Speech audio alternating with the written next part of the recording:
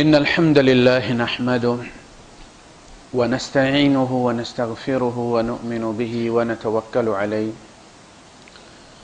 ونعوذ بالله من شرور أنفسنا ومن سيئات أعمالنا من يهده الله فلا مضل له ومن يضلل فلن تجد له وليا مرشدا وأشهد أن لا إله إلا الله وحده لا شريك له ولا ضد ولا ند ولا مثيل له ولا مثال له وأشهد أن سيدنا ومولانا ومعلمنا ومرشدنا ومخرجنا من الظلمات إلى النور محمدا عبده ورسوله أرسله الله بالحق بشيرا ونذيرا وداعيا إلى الله بإذنه وسراجا منيرا فقد بلغ الرسالة وأدى الأمانة ونصح الأمة وكشف الغمة فترك أمته على المحجة البيضاء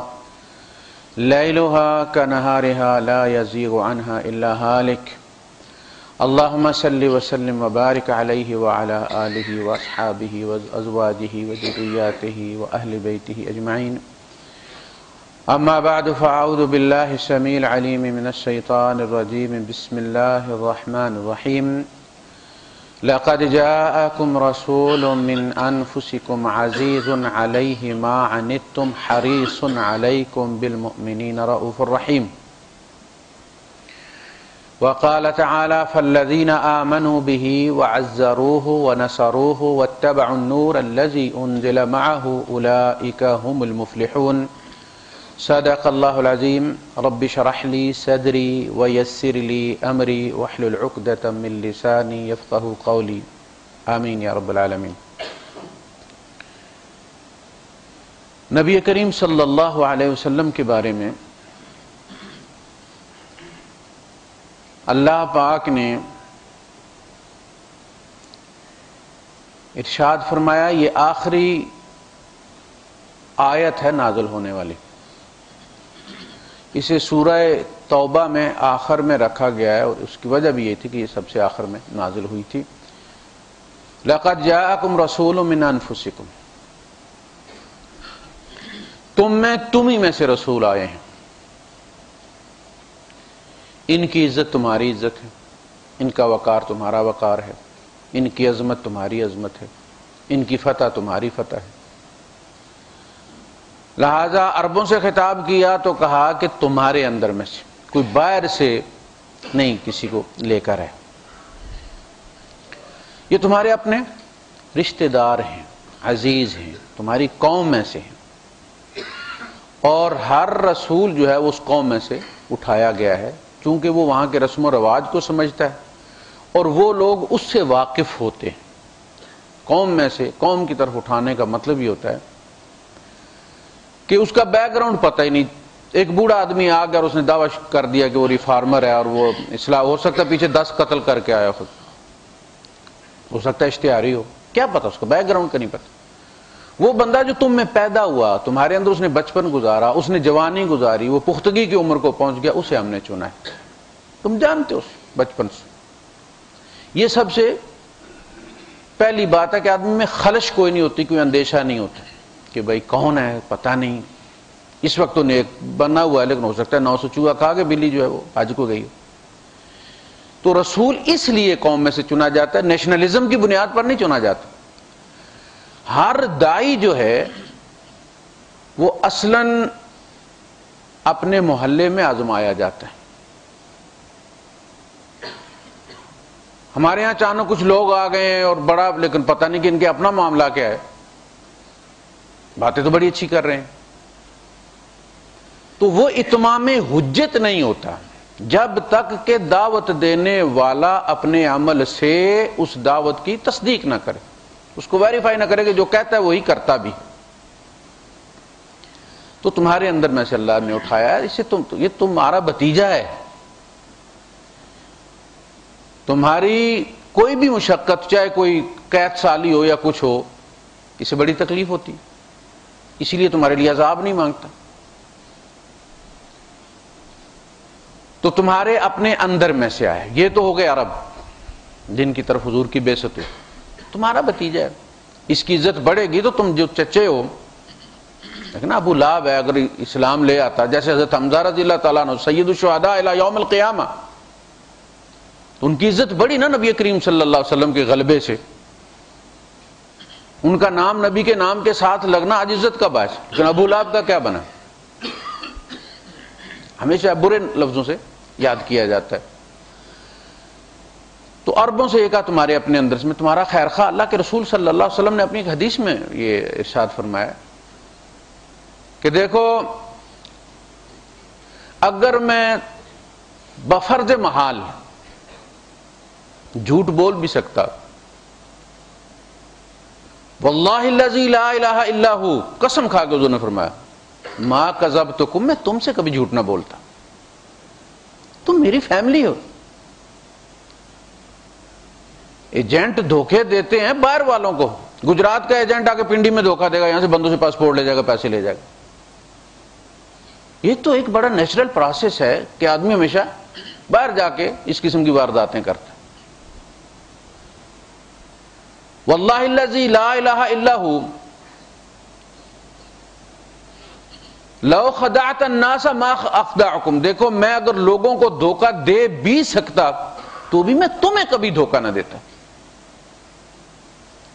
اس کے بعد پھر آپ نے فرمایا کہ اس ذات کی قسم جس کے قبضہ قدرت میں میری جان ہے، لا تموتن کما تنامون، جس طرح تم سوتے ہو اسی طرح ایک دن مر بھی جاؤ گے۔ تو یہ بھی نیند کی بہن ہے، اس کا تمہیں تجربہ کروایا جاتا ہے، جب کچھ بھی تمہارے بس میں نہیں رہتا اسی طرح ایک دن تم مر بھی جاؤ گے، یہاں اٹھا لیے جاتے ہو پھر اٹھائے نہیں جاؤ گے، پھر قیامت تک اسی طرح رہنا ہے تم۔ تو اس میں ہمیں جو دعا سکھلائی گئی ہے اس میں بھی سبق ہے۔ اللہم باسمک اموت واحیا، اللہ میں تیرے نام سے مر رہا ہوں، کتنی بڑی وارننگ ہے۔ مر رہے ہو تو پہلے معاملات کلیئر کر کے مرو نا، ہو سکتا ہے صبح اٹھو ہی نہیں۔ اکثر بیشتر آپ کو پتہ ہے ہارٹ اٹیک جو ہے یہ تیسرے پیر ہوتا ہے، اور وہ گہری نیند کا وقت ہوتا ہے، چوکیدار کو بھی اس وقت نیند آ جاتی ہے۔ تو جب بندہ کہتا ہے اموتو، میں مر رہا ہوں، تو ایک دفعہ تو اس کے رونگٹے کھڑے ہو جاتے ہیں نا، اگر سوچ سمجھ کے پڑھے تو پھر معاملات کلیئر کر کے سوتا ہے۔ کوئی ساتھ اپلیکیشن لگا دیتا، اللہ پاک مجھے معاف کر دینا۔ اچھا، اللہ کے رسول صلی اللہ علیہ وسلم نے پھر سکھایا بھی ہے کہ اس کے ساتھ کیا تم نے کرنا ہے۔ اللہم باسمک وضعت جنبی وبک ارفعہ ان امسکت نفسی فاغفر لہا وان ارسلتہا فاحفظھا بما تحفظ بہ عبادک الصالحین۔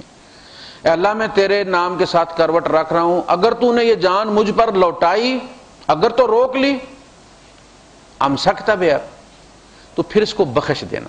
اس لیے کہ میرے پاس تو اس وقت دعا مانگنے کا کوئی وقت نہیں ہوگا، میں ابھی ایڈوانس مانگ رہا ہوں۔ اگر روک لیا تو اس کو بخش دینا، اگر واپس بھیجا تو گناہوں سے اس کی حفاظت فرمانا، یہ تیری نافرمانی نہ کرے۔ صبح جب اٹھتے ہیں الحمدللہ الذی احیانی بعد ما اماتنی، ساری تعریفیں اس اللہ کے لیے جس نے مجھے زندہ کیا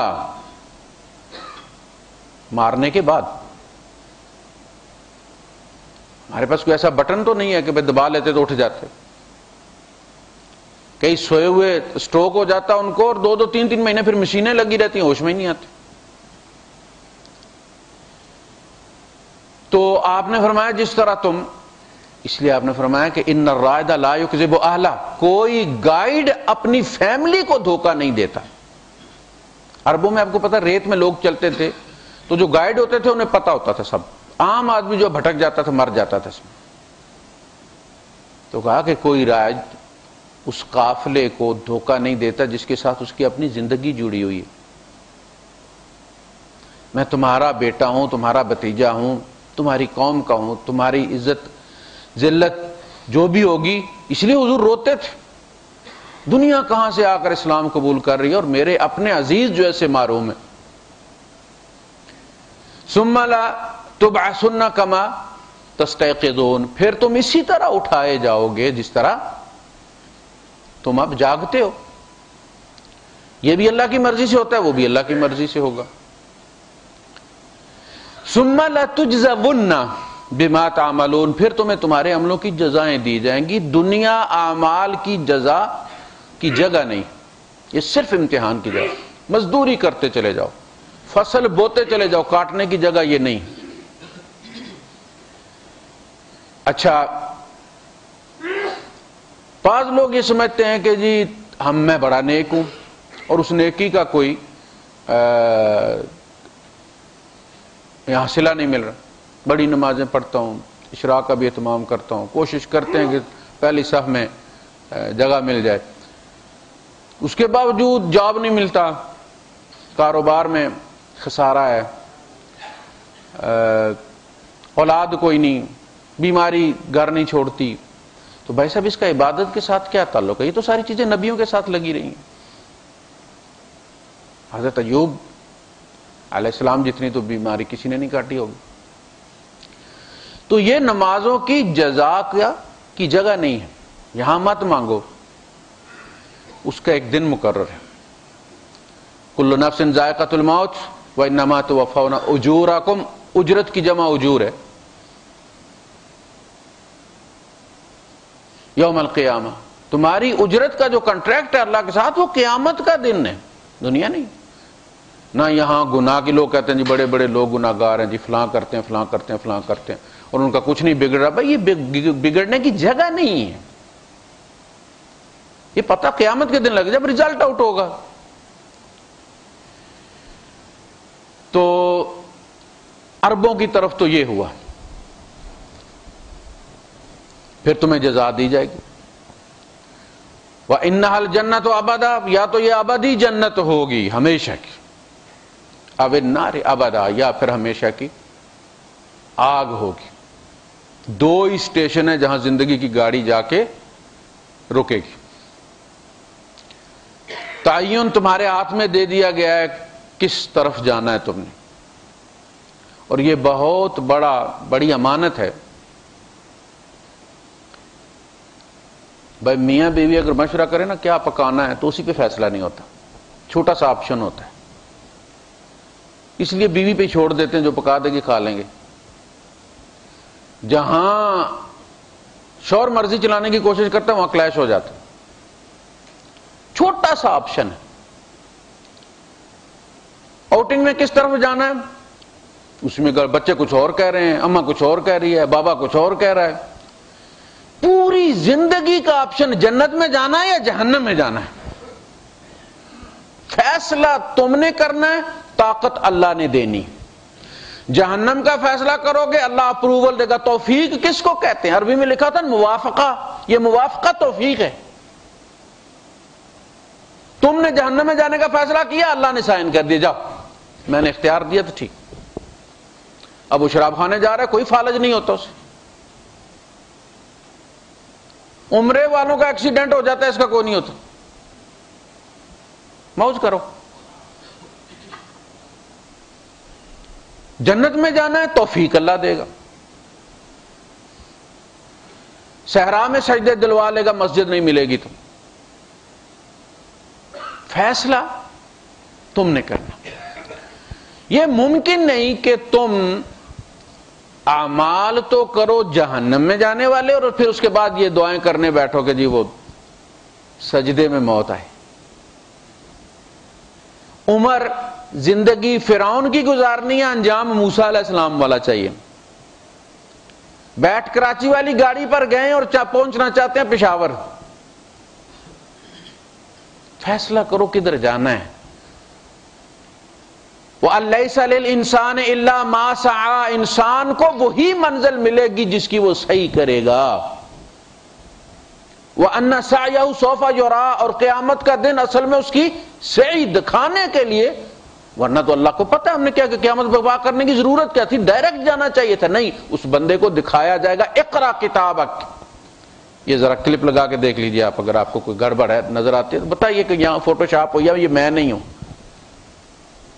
اقرا کتابک کفا بنفسک اليوم علیک حسیبا، آج مجھے اور کوئی ایڈیٹر مقرر کرنے کی ضرورت نہیں ہے، آج تو خود ایڈیٹر اپنی ذات کے لیے کافی ہے۔ تو اربوں کے لیے ہوا تو یہ تمہارے اندر سے، پوری انسانیت کے لیے ہوا یہ کہ تم انسانوں میں سے آئے جن سے بشر سے تعلق رکھتے۔ اگر کوئی باہر سے آتا، بائی دا وے جبرائیل آ جاتے رسول بن کر، تو جبرائیل انسانی بیس میں آ بھی جائیں تو سحری افطاری نہیں کر سکتے، وہ انسانی غذا نہیں کھا سکتے۔ آپ نے دیکھا نہیں جب وہ بچڑا تل کے لائے تھے حضرت ابراہیم علیہ السلام، تو انہوں نے یہ نہیں کہا کہ ہم پیچھے کھائیں، انہوں نے کھائے نہیں، ہاتھ ہی نہیں بڑھایا اس کی طرف، اس لیے کہ ان سے تعلق نہیں رکھتی تھی چیز۔ جب کھا نہیں سکتے تو انہیں احساس بھی نہیں ہوگا کہ روزے دار کو کتنی بھوک لگتی، ان کی بیٹی نہیں ہوگی تو انہیں یہ احساس بھی نہیں ہوگی کیونکہ وہ شادی نہیں کر سکتے، بیوی نہیں ہوگی تو اسوا کیسے بنے گا بھائی؟ کتابوں میں لکھ کے اسوا نہیں بنتا، اسوا کہتے اس کو جو پریکٹیکل ہو گیا ہے، پریکٹیکل ہونے کے بعد جو ریزلٹ آتا ہے اس کا نام ہوتا ہے اسوا۔ نبی کی ذات میں تمہارے لیے بہترین اسوا ہے، باقی سب پر 4 کی پابندی لگ گئی، کوئی بہت زیادہ سینچری بھی بنانا چاہے گا تو وہ 4 تک ہی جائے گا۔ نبی نے 9 بیویوں کے ساتھ گزارا کر کے دکھایا ہے، ایک دن گالی نہیں دی، ایک دن مارا نہیں۔ بتائیے آپ، کم از کم جو شادی شدہ ہیں وہ تو جانتے ہیں، تمہاروں کو تو چھوڑیں آپ۔ ایک بیوی، کیسے مسائل ہوتے، سوکن جب ہوتی ہے 1 اور 2 11 ہو جاتی ہیں،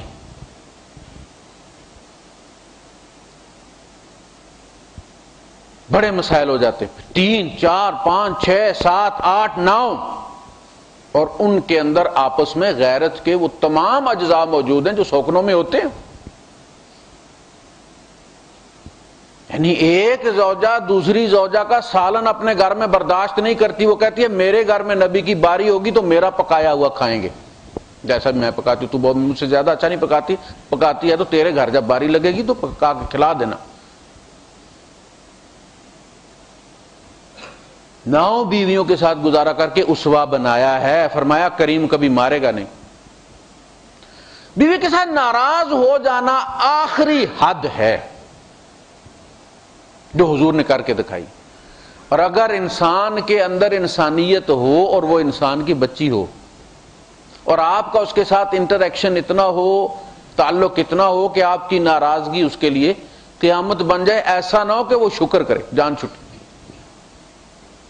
آپ کی ناراضگی اسے اذیت دے، وہ آپ کو مس کرے، سب سے بڑی سزا عورت کے لیے یہ، مرد ناراض ہو۔ ایک خاتون نے خلا کا دعویٰ کیا، عمر فاروق رضی اللہ تعالیٰ عنہ کا دور تھا، تو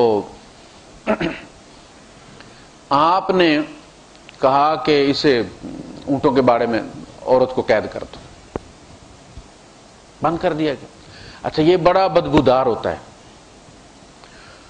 اونٹ کے دودھ میں بھی اسمیل ہوتی ہے، اس کے بالوں کی کوئی چیز بنی ہوئی ہو ایک دفعہ بھیگ جائے تو پھر وہ اسمیل اس کمرے میں ایسے پتہ چلتا چوہا مرا ہوا۔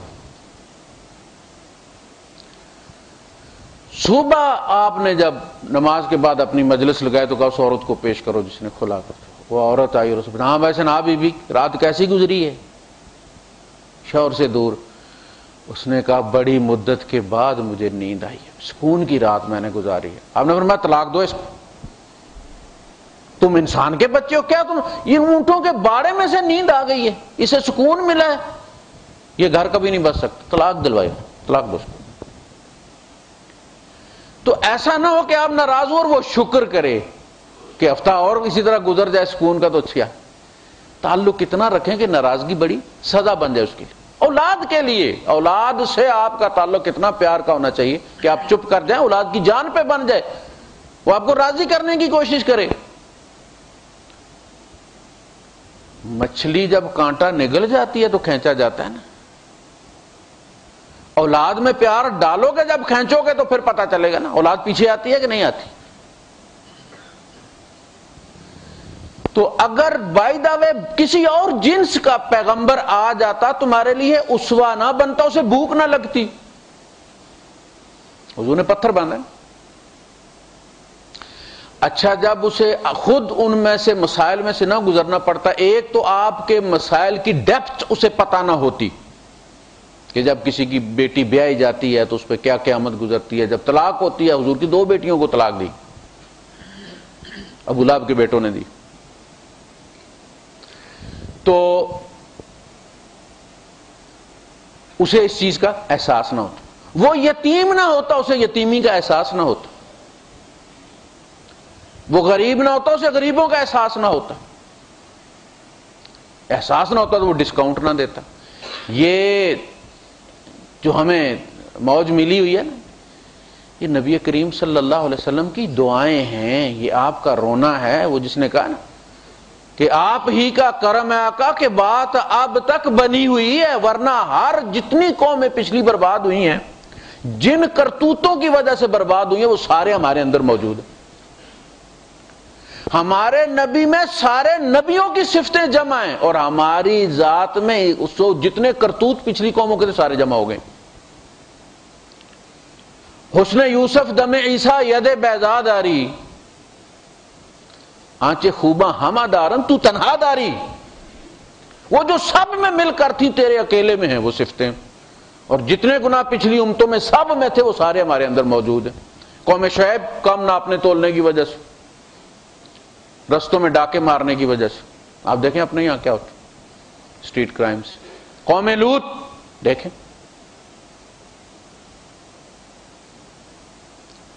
بہت ساری چیزیں.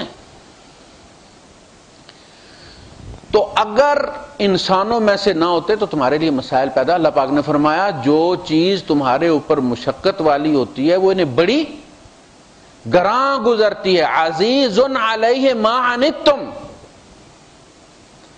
جو چیز تمہیں مشکل میں ڈالے وہ ان پر بہت بھاری ہوتی ہے. جب بھاری ہوتی ہے تو کیا کرتے ہیں؟ وہ راتوں کو رو رو کے ڈسکاؤنٹ لیتے ہیں.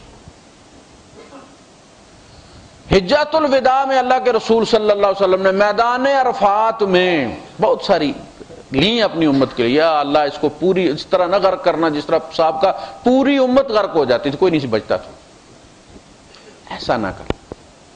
اللہ نے وعدہ کیا اچھا ٹھیک ہے اگر ایک حصے پر آئے گا بھی عذاب تو دوسری ٹہنی باقی رہے گی، میں چلتا رہنا تمہیں، ان پر نہیں آئے گا.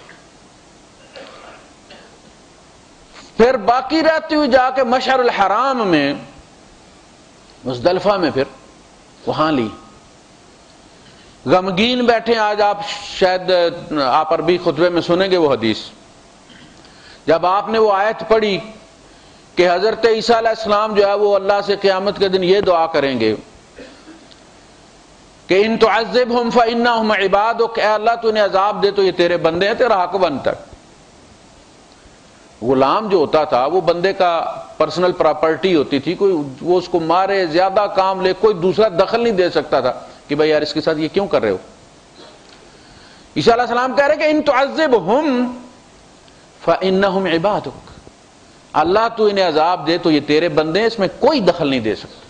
وَإِن تَغْفِرْ لَهُمْ، اور تو بخش دے تو بڑا ہی رحیم و کریم ہے. یہ پڑھنے کے بعد حضور رو پڑے، فرمایا اللہم امتی امتی، میں یہ نہیں کہوں گا کہ عذاب دے تو تیرے بندے، میں کہتا ہوں میری امت کو چھوڑ دے. یہ رونا ایسا ہے کہ اللہ پاک نے جبرائیل کو بھیجا کہ نبی پریشان بیٹھے ہیں، ان سے پوچھو ماں بکی کیا، آپ کو کس چیز نے رلا دیا. اللہ جانتا ہے سب. فرشتوں کو دکھانا چاہتا ہے اللہ پاک کہ نبی اور نبی کی امت کے ساتھ اللہ کا تعلق کیا ہے. سب سے پہلا اعتراض فرشتوں کی طرف سے آیا تھا انسان پر. آپ نے فرمایا جبرائیل اللہ بہتر جانتا ہے، میں تو بس کڑ رہا ہوں، میری تو جان پہ بنی ہوئی اپنی امت کا خیال کر کے ان کا کیا بنے گا. اللہ پاک نے فرمایا ہم امت کے معاملے میں آپ کو راضی کر دیں گے قیامت کے دن. سنردی کا فی امت کا وَلَن نَسُوءَكِ، آپ فکر نہیں کریں، امت کے معاملے میں ہم آپ کو راضی کر دیں گے۔ جب آپ کہیں گے نا بس میں راضی ہو گیا ہوں، تب ہم چھوڑیں گے۔ اتنا دوں گا، اتنا دوں گا، اتنا کرم کروں گا، اتنی رحمت کروں گا کہ ابلیس بھی سر اٹھا کر دیکھے گا، اسے امید لگ جائے گی کہ شاید میرے اوپر بھی کچھ چھینٹا آ جائے رحمت کا۔ نبی ہم آپ کو لن نسوءک، ہم آپ کا دل وہاں کھٹا نہیں ہونے دیں گے۔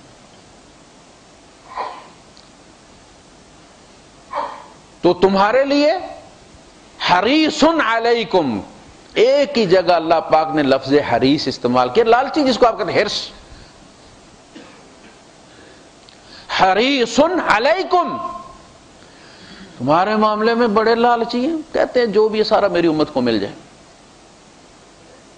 جو اچھی چیز دیکھتے ہیں میری امت کو، جنت کا کوئی اچھا ہے میری امت کو، فلاں چیز میری امت کو۔ حریص علیکم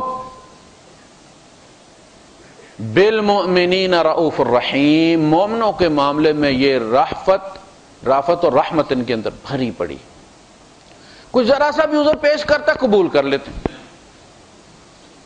بال کی کھال نہیں اتارتے، پولیس کی طرح انویسٹیگیشن نہیں کرتے، جو تیرے منہ سے نکلتا ہے مان لیتے۔ اولاد جب ہمارے سامنے بہانے کرتی ہے تو آپ کیا سمجھتے ہیں؟ ہم جانتے نہیں، ہم پتہ ہوتا ہے یہ بہانہ کر، چونکہ ہم اپنے والدین سے بہانے کر کے آئے ہیں۔ بچے پڑھتے ہیں تو آپس میں باتیں کر رہے ہوتے ہیں اور ان کی نظریں جو ہے وہ سپارے پر ہوتی ہیں، آپس میں بات کر رہے ہوتے ہیں، تاکہ مولوی صاحب دیکھیں تو قاری صاحب تو پتہ چلے کہ جی بچہ سپارہ پڑھ رہا ہے وہ بات۔ اچھا جب میں انہیں بلا لیتا ہوں کہ تو کیا بات کر رہے تو پریشانوں کو کہتے ہیں آپ کو کیسے پتہ چل گیا؟ میں نے کہا ہم کر کے آئے ہیں، یہ آپ بات کر رہے ہیں آپس میں تو آپ کی باڈی لینگویج بتا رہی ہے، چھوٹے کو پتہ نہیں چل جاتا موبائل پہ بات کر رہے ہیں، آپ بلوٹوتھ لگا لیں، لیکن آپ کے ہاتھ کی حرکت سے، چہرے کی حرکت سے اسے پتہ چل جاتا کہ یہ بات کر رہا ہے کسی کے ساتھ۔ لیکن ہم اپنی اس رحمت کی وجہ سے ان سے کراس کوسچن نہیں کرتے، تسلیم کر لیتے، ٹھیک یہ پیار ہے ہمارا۔ یہ نبی پیار کی وجہ سے تحقیق نہیں کرتے، جو تم کہتے ہو اس پر اعتبار کر لیتے ہیں۔ ایک صاحب آئے اور انہوں نے کہا جی مجھ سے غلطی ہو گئی روزے کے معاملے میں۔ ہم نے کہا اچھا اس کا تو پھر کفارہ یہ ہے کہ غلام آزاد کرو۔ غلام کہاں ہے جی؟ اچھا 2 مہینے کے روزے، ان کا 1 مہینے پورا نہیں ہوا، گڑبڑ ہو گئی ہے تو 2 مہینے لگاتار۔ اچھا تو صدقہ کر دے 60 مسکینوں کا۔ کہ جی وہ تو ہے ہی کوئی نہیں، غریب آدمی ہوں، کئی بار فاقہ ہو جاتا ہے۔ آپ نے کہا اچھا بیٹھ۔ کہیں سے کوئی توڑا، کوئی ٹوکرا کھجوروں کا آیا، وہ جتنا بھی تھا حضور نے فرمایا کہ اچھا یہ لے جا اور اسے غریبوں میں بانٹ دے۔ ٹوکرا اٹھایا اس نے اور پلٹ کے پوچھا یہ غریبوں میں بانٹنا ہے؟ جی۔ کہنے لگا اللہ کے رسول یہ جو مدینے کے گرد 2 وادیاں، اللہ کی قسم ان میں سب سے، ان کے درمیان مجھ سے زیادہ غریب کوئی نہیں۔ آپ مسکرائے، فرمایا کھا لے۔ یہ سوائے نبی کے دربار سے کسی مولوی سے ڈسکاؤنٹ لے کے دیکھیے آپ۔ پہلے دینے کو کچھ نہیں، دینے کے لیے دیا تو کہتے ہیں میں تو خود حاجت مند ہوں۔ غریبوں سے شروع کرنا تو سب سے بڑا غریب تو میں ہوں، میرے گھر سے بچیں گے تو باہر بھی دے دوں۔ حج پہ دیکھیں حضور کے ساتھ کتنے لوگوں نے غلطیاں کی، کوئی دم نہیں، افعل ولا حرج، افعل ولا حرج، اب کر لے کوئی بات نہیں، اب کر لے کوئی بات نہیں۔ یہ ہے حریص علیکم بالمؤمنین رؤوف الرحیم۔ اب جب نبی ایسے ہیں، انہیں ہماری کامیابی کی بڑی فکر ہے، وہ ہمارے لیے روتے ہیں، تو ہمیں بھی تو اپنے لیے رونا ہی چاہیے۔ دیکھیں باپ اگر پرنسپل صاحب کی منتیں کر رہا ہے کہ میرے بچے کو پھر لے لیں کلاس میں اور اسے اسکول میں رہنے دیں، تو بچے کا بھی تو کم از کم حق بنتا ہے نا کہ پاس کھڑا ہے تو رو نہیں سکتا تو کم از کم منہ تو رونے والا بنا لینا۔ وہ تو ایسے سینہ تان کے کھڑا ہے تو پرنسپل کو تو پتہ چل جائے گا یہ تو بدماش ہے۔ باپ کے رونے کو دیکھ کے میں نے اگر اس کو بٹھا بھی لیا تو کل پھر یہی کرے گا، یہ اس کے تو چہرے پہ ندامت کوئی نہیں ہے۔ تو ہمیں بھی تو کم از کم یہ ثابت کرنا چاہیے نا کہ ہمیں اپنے گناہوں پہ پشیمانی ہے، ہماری وجہ سے کہیں اللہ کے رسول صلی اللہ علیہ وسلم فرماتے ہیں کہ دیکھو نبیوں میں مجھے رسوا مت کر دینا، جس طرح تم آپس میں کرتے ہو نا فخر، اس طرح نبی بھی اپنی اپنی امت کے کارنامے گنوا کے وہاں فخر، میری امت کے ایک بندے نے یوں کر دی، میری امت کے بندے نے یوں کر دی، مجھے نبیوں میں رسوا نہ کرنا، ولا تسود وجہی، میرا منہ کالا نہ کرنا، کہ ایسا کرتوت کر کے آؤ کہ نبی کہیں کہ جی یہ آپ کی امت کے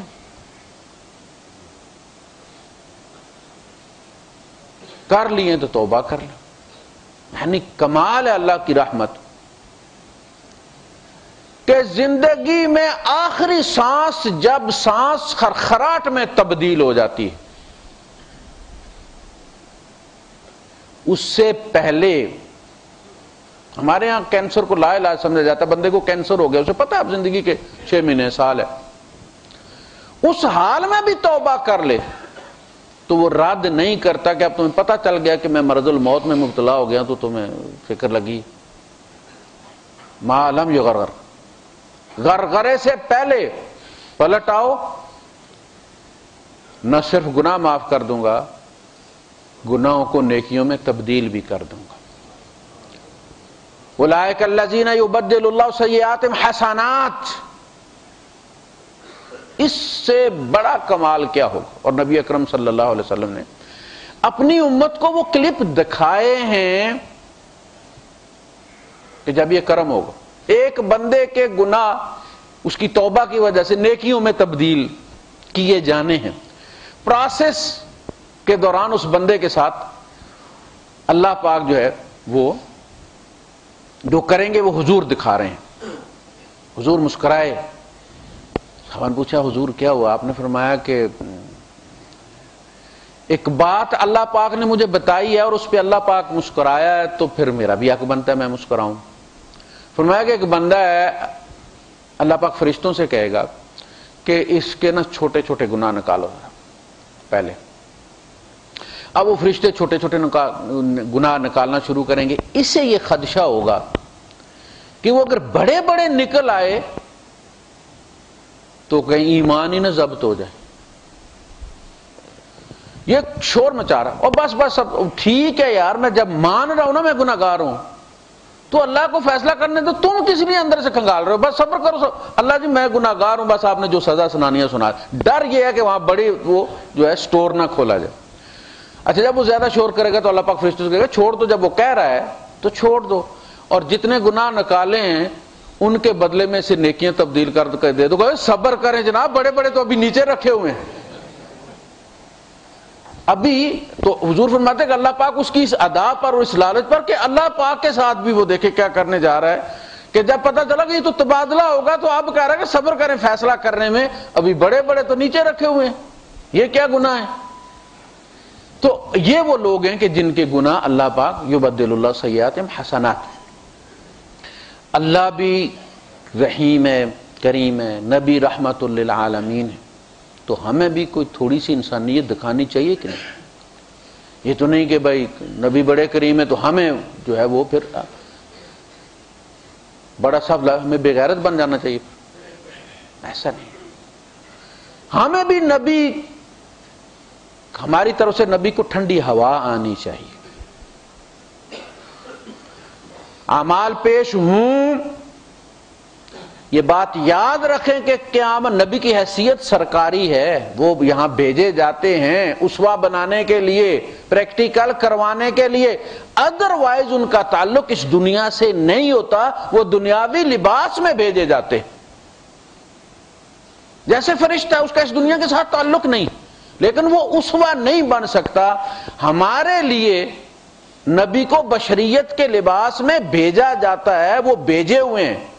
اللہ کے رسول صلی اللہ علیہ وسلم نے فرمایا نا حبب الی من دنیاکم، تمہاری دنیا ہے یہ، میرا تعلق کہیں اور ہے، میں سرکاری حیثیت رکھتا ہوں۔ حبب الی من دنیاکم ثلاث، تو یہ دنیا ہماری دنیا ہے۔ قیامت کے دن ہر نبی کا جب امت کا آئے گا، اب دیکھیں ہم آئے آخر میں، حساب پہلے ہوگا.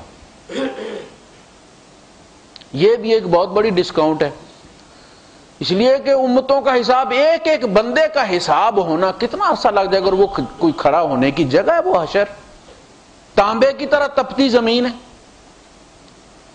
حساب ہم سے شروع ہوگا. ہر رسول اپنی امت کا حساب فائلیں خود پیش کرے گا. فلاں ابن فلاں نکالیں اس کی فائل، رسول پیش کرے گا. پہلے رسول دیکھے گا. جب وہ ریڈر رکھتا ہے جج کے سامنے تو فائل پہلے ریڈر کے پاس ہوتی، وہ کاغذوں کی ترتیب دیکھتا ہے، ٹھیک لگی ہوئی ہیں، سارے ریکمینڈڈ جتنے بھی چاہیے وہ موجود ہیں، کاغذ کے نہیں یہ کمی ہو تو وہ پیش نہیں کرتا، کہتا صاحب یہ اس کے ساتھ فلاں فلاں کاغذ لگا کے لاؤ. جب تک آخری امتی کا حساب نہیں ہوگا نبی جنت میں نہیں جائے گا. امت کو ساتھ لے کر جائیں گے جو بھی فیصلہ ہوگا آخری بند. تو سب سے پہلے تو نبی کے سامنے ہی آنا ہے سب کچھ. جج سے پہلے تو نبی کریم صلی اللہ علیہ وسلم کے سامنے ہوگا، تو کیا گزرے گی جب وہ ہمارے دیکھیں گے معاملات، تو آپ پہ کیا گزرے گی؟ سزا کو چھوڑیں، نبی کا ہمارے ساتھ کرنا دیکھیں اور اپنا دیکھیں ذرا. اگر ہمارے اندر انسانیت ہو تو یہ حیا ہی بڑی کافی کہ نبی نے اتنے احسان کیے اور ہم گند بھر کے فائل نبی کے ہاتھ میں دے دیں گے، اللہ کے سامنے پیش کر دو. کوئی کارنامہ ہے پیش کرنے والا اس میں؟ ایک ایک بندے پہ قیامت نہیں گزرے گی نبی پہ. وَبِالْمُؤْمِنِينَ رَءُوفٌ رَحِيمٌ. تو اگر وہ رؤوف ہیں، رحیم ہیں، تو ہمیں بھی پھر خیال کرنا چاہیے کہ ہمارے کسی وجہ سے وہ. ایک بندہ تھا، اس نے کسی کی جیب کاٹی تو وہ بندہ عیسائی نکلا ہے جس کی جیب کاٹی. بعد میں دیکھا جب شناختی کارڈ عیسائیوں والا ہے تو وہ چلا گیا، اس نے اس کے پتے پر اور جا کے اسے دیا کہ صاحب یہ آپ کا بٹوا ہے، اس میں اتنے گن لیں آپ پیسے پورے سے. اس نے کہا بھائی یہ تو میری جیب کٹی تھی، تو آپ کا کیسے ملا؟ اس نے کہا یار میں نے جیب بھی کاٹی تھی آپ کی، لیکن میں نے دیکھا آپ تو عیسائی ہو تو پھر میں دینے آیا. انہوں نے کہا یار یہ کہ تم مسلمانوں کی جیبیں کاٹتے؟ انہوں نے کہا وہ ہمارا آپس کا معاملہ ہے، میں نہیں چاہتا کہ میرا نبی آپ کے نبی کے سامنے شرمندہ ہو. آپ کا نبی یہ کہے کہ دیکھو آپ کی امتی نے میری جیب کاٹ لی، میری امتی کی جیب کاٹ لی. دیکھیں آپ وہ مسلمانوں کا معاملہ ہے، مسلمان ہم وہاں دے ایک ہی نبی ہے نا ہمارا. اب بھائی آپس میں لڑتے ہیں تو باپ کے پاس اس نے مارا، وہ دونوں کہا تھا جاؤ ٹھیک ہے ماروں گا، گھر کی بات. فرمایا وہ مسلمانوں کی جیب میں ہمارا آپس کا معاملہ دیکھ لیں گے جو بھی ہوگا حشر میں.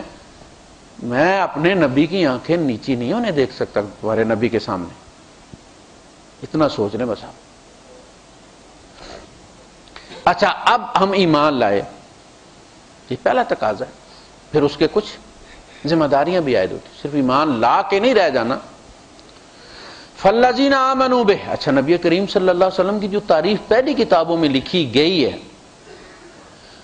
الَّذِينَ يَتَّبِعُونَ الرَّسُولَ النبی الامی، جو اتباع کریں گے. اتباع جو ہے وہ فالو کرنا ہوتا ہے، اطاعت جو ہوتی ہے وہ اوبے کرنا ہوتا ہے. آرڈر ہے تو فالو نہیں ہے، وہ اوبے ہے. اور کر کے دکھایا تو پھر کہنے کی ضرورت نہیں. وہ جو جہاز کے آگے گاڑی چلتی ہے جس کے پیچھے لکھا ہوتا ہے فالو می، تو اسے اشارہ کرنے کی ضرورت کوئی نہیں ہوتی، جہاز نے اس کے پیچھے پیچھے جانا ہے جہاں وہ پارک کرائے گا. اتباع کا تعلق محبت کے ساتھ ہے، اطاعت کا تعلق ایمان کے ساتھ. آرڈر آگے کرو. محبت بڑھ کے ہے کہ آرڈر تو ہوا اتنا کرنا ہے، محبت کہتی ہے اتنا نہیں کرنا. یہ تو آرڈر ہو گیا نا پورا. کچھ اپنی طرف سے بھی ڈالنا ہے کہ نہیں ڈالنا. اور گھر والے نے کہا کہ جوڑا لے کے آنا، 4 لے کے چلے جاتے ہو، وہ سرپرائز میں مزہ ہوتا ہے. اللہ نے کہا 5 پڑھنی ہے، 7 پڑھ کے دکھا دے. تو اتباع جو ہے سنت، اسی کا نام ہے. نبی کے قدموں پہ قدم رکھتے پیچھے چلے آؤ اگر جنت میں جانا ہے تو. الذین یتبعون، وہ جو پیچھے پیچھے چلے اس نبی اور رسول کے جو امیوں میں سے ہیں، مکے والوں میں سے، الذی یجدونہ مکتوبا عندہم فی التوراۃ والانجیل۔ موسیٰ علیہ السلام نے اصل میں جب بے ہوشی کے بعد وہ اٹھے تو دیکھا کہ اللہ پاک کا دل پسیجا ہوا ہے، اللہ پاک رحمت پہ مائل ہے، تو انہوں نے وہ جو رحمت تامہ تھی، وہ جو رحمت للعالمین کا حق تھا، وہ بھی مانگ لی۔ بچہ گرتا ہے، کوئی چوٹ لگتی ہے، آپ اسے اٹھاتے ہیں، پیار کرتے ہیں، تو وہ دیکھتا ہے باپ کی رحمت اس وقت بہتی چلی آ رہی ہے، برسات کی طرح برس رہی ہے، تو وہ بڑے بھائی کے کھلونے کی طرف بھی اشارہ کرتا ہے، وہ بھی لینا ہے۔ بھائی اب باپ جو ہے وہ مائل ہے تو شاید یہ چھکا بھی لگ جائے۔ اللہ نے کہا نہ نہ، یہ اور لوگوں کا حق ہے، اگر یہ رحمت پانی ہے تو اس نبی کے پیچھے جانا ہے۔ کیوں حضور نے فرمایا اگر آج موسیٰ زندہ ہوتے تو ان کی نجات بھی میرے پیچھے چلنے میں تھی۔ الذین یتبعون الرسول النبی الامی الذی یجدونہ مکتوبا عندہم فی التوراۃ والانجیل، وہ رسول تورات اور انجیل میں لکھا ہوا ہے، نشانیاں لکھی ہوئی، وہ یحل لہم الطیبات ویحرم علیہم الخبائث، وہ طیب چیزیں پاک کرے گا ان کے لیے اور خبیث چیزیں حرام کرے گا۔ اچھا، بنی اسرائیل پر ان کی ضد کی وجہ سے بہت ساری چیزیں جو حرام نہیں تھیں حلال تھیں، ان کی ضد کی وجہ سے ان پر حرام کر دی گئیں۔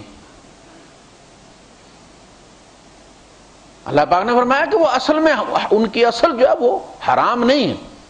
ذالک جزیناہم ببغیہم، اسی صورت میں فرمایا سورہ اعراف میں، یہ ان کی بغاوت کے صلے میں ہم نے کیا ہے۔ بندہ کہتا ہے میں فلاں جگہ کام نہیں کرنا، فورمین کہتا ہے کہ تمہارا باپ بھی کرے گا، کیسے نہیں کرے گا، ڈبل کام کرواتا ہے، ایکسٹرا گھنٹہ لگواتا ہے وہ۔ ذالک جزیناہم ببغیہم وَإِنَّا لَصَادِقُونَ، ہم سچ کہہ رہے ہیں، ان کی بغاوت کی جزا میں ڈالے۔ فرمایا وہ نبی آ کے اتارے گا ان کو، یحل لہم الطیبات ویحرم علیہم الخبائث، وہ طیب چیزیں حلال کرے گا، خبیث چیزیں حرام کرے گا۔ وَيَضَعُ عَنْهُمْ إِصْرَهُمْ وَالْأَغْلَالَ الَّتِي كَانَتْ عَلَيْهِمْ، وہ ان پر ڈالے گئے بوجھ ہٹا دے گا۔ یعنی وہ نبی آئے گا، ایسی شریعت لے کر آئے گا کہ اگر تم یہودیت پر رہو گے تو ان بوجھوں سمیت رہو گے، ان بیڑیوں سمیت رہو گے، اس نبی پر ایمان لاؤ گے تو آسان دین میں شامل ہو جاؤ گے، وہ ساری کاٹ دی جائیں گی۔ ان پر چربی حرام کی گئی جانوروں کی، کسی بھی جانور کی، گائے ہے، بکری ہے، کوئی چربی حرام کی گئی، ساری حرام نہیں کی گئی۔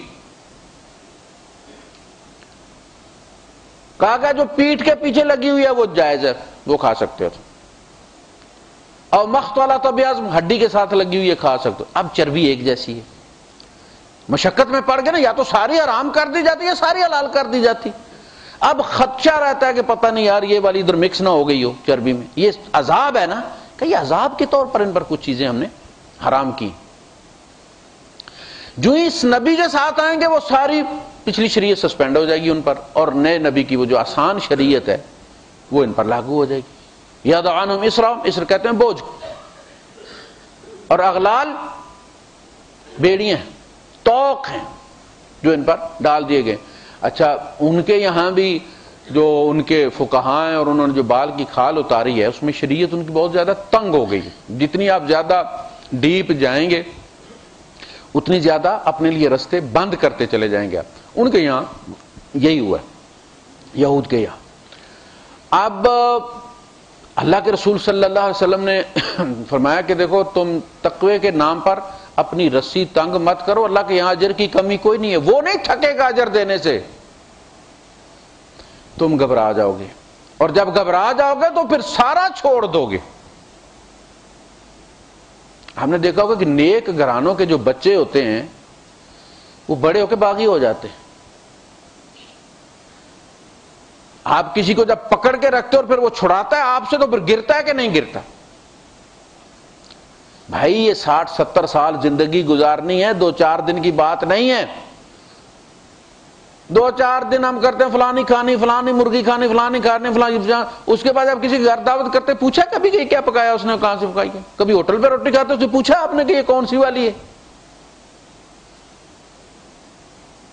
تو تقوی کے نام پر بھی بعض لوگ، اس لیے اللہ کے رسول صلی اللہ علیہ وسلم نے جو سنت بنائی ہے وہ بڑی آسان ہے، اس کو بڑا آسان رکھا ہے، کیونکہ آپ کو پتہ ہے کہ میرے پیچھے آنے والے مجھے فالو کریں گے، انہیں فالو کرنے کا حکم دیا گیا ہے، اور وہ بڑے کمزور ایمان والے ہوں گے۔ تہجد ہے 2 رکعت سے لے کر 8 رکعت تک، یہ نہیں کہ 50,000 نفل، ایک ٹانگ پہ کھڑے ہو کے، دریا میں کھڑے ہو کے، کنویں میں لٹک کے، ناریل پہ چڑھ کے۔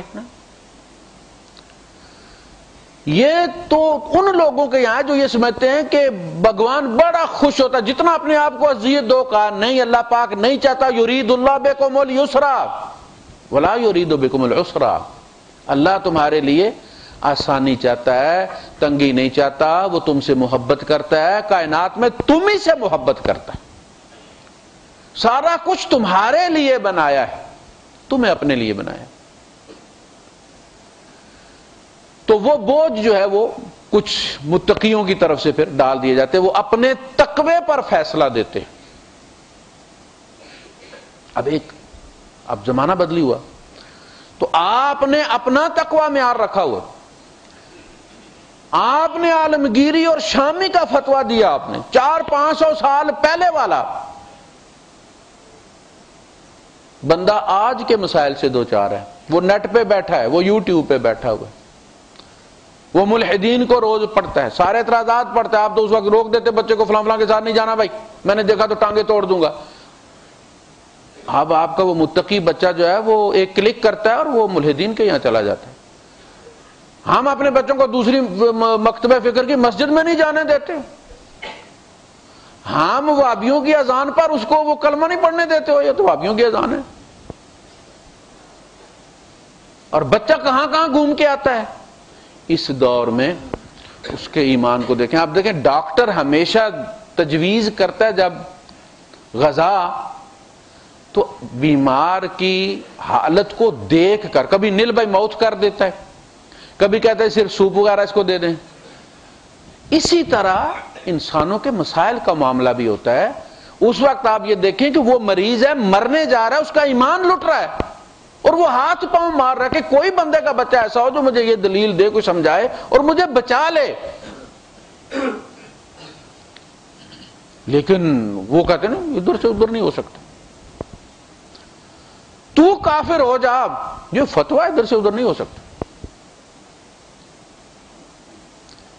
اس لیے میں کہتا ہوں کہ جو لوگ جہاں جس علاقے میں رہتے ہیں وہاں کے مولوی سے اپنا مسئلہ پوچھیں۔ آپ لندن میں رہتے ہیں، آپ امریکہ میں رہتے ہیں، اگر وہاں بھی 2% 3% ہی لوگ ایسے ہیں جو وہاں کے ماحول سے واقف ہیں، اور باقی تو جیسے ہماری ڈھوک میں ہوتے ہیں ویسے ہی وہاں بھی مولوی ہے۔ ضروری نہیں کہ لندن جانے سے اس میں کوئی تبدیلی آ گئی ہے، کوئی اس نے سیکھا ہے، وہ لندن میں بیٹھ کے بھی وہی کہانیاں سناتا ہے، میں توتی والی۔ تو پتہ ہوتا ہے بندے کو کہ فلاں، جیسے یو کے مشن کے جتنے بھی امام ہیں ان کا ایک سٹینڈرڈ ہے اپنا، پوچھا جا سکتا ہے ان سے، وہ واقف ہیں وہاں کے۔ تو مولوی 2 قسم کے ہوتے ہیں، ایک ہوتے ہیں ٹیکنیکل میکینیکل، اور ایک صرف تھیوری والے ہوتے ہیں۔ وہ جو 99 جس نے قتل کیے تھے، وہ پہلے جس بندے کے پاس گیا تھا وہی عالمگیری والا تھا۔ انہوں نے کہا بھائی 99 قتل ہو گئے بھائی صاحب، مجھ سے توبہ کرنا چاہتا ہوں، رات کو نیند نہیں آتی، خلش ہے دل میں۔ اس نے کہا ایک قتل مان نہیں، تو 99 کر کے آ گیا، بدبخت نکل میرے گھر سے باہر، میں عذاب کہیں نہ آ جائے، اللہ پاک کا چھت نہ گر پڑے۔ انہوں نے کہا سینچری تو پوری کرو نا۔ اس نے وہ مولوی بھی مار دیا تاکہ یہ کسی اور کو نہ دتکارے اللہ کے در سے۔ 100 ہو گئے۔ پھر خلش، پھر ایک مولوی کے پاس گیا، اس سے کہا یار گناہگار کی قاتل کی توبہ ہے یا نہیں؟ اب وہ میکینیکل تھا۔ اس نے کہا کیوں نہیں؟ لیکن جتنے قتل تجھ سے ہوئے ہیں یہ بتاتے ہیں کہ تو وائلنٹ آدمی ہے، تو اس سوسائٹی میں نہیں رہ سکتا، کل تجھ سے کوئی اور ہو جائے گا، توبہ کر لے۔ اور فلاں بستی ہے جس میں لوگ نیک لوگ ہیں، وہ کسی سے کوئی تعلق نہیں رکھتے، اپنے اللہ اللہ کر رہے ہیں، تو بھی انہی کی بستی میں چلا جا، تمہیں کوئی آئندہ مسئلہ نہیں ہوگا۔ اس نے توبہ کر لی، اس بستی کی طرف چلا، ایک قدم اٹھایا، وقت آ گیا، اس بستی کی طرف گرا، وہ جہنم والے فرشتے بھی 100 فائل قتل والی فائل بھی لے کر آ گئے، ادھر توبہ والے فرشتے بھی آ گئے، جیسے دو تھانوں کی حدود میں جھگڑا ہوتا ہے، ان میں ابھی آپس میں تنازع ہو گیا۔ اللہ پاک نے کہا کہ اچھا ایسا کرو، فاصلہ ناپو، توبہ والی بستی کی طرف اگر وہ قریب ہے تو جنتی لے جائیں، جہاں قتل کیے تھے اس طرف زیادہ قریب ہے تو جہنم والے لے جائیں۔ اور اللہ پاک نے حدیث کے آخری الفاظ کیا، اللہ نے زمین سے کہا کہ سکڑ جا توبہ والی طرف سے۔ وہ توبہ والی بستی قریب آ گئی اور وہ جنت میں چلا گیا۔ اللہ پاک مجھے بھی آپ حضرات کو بھی عمل کی توفیق عطا فرمائے۔ آخر دعوانا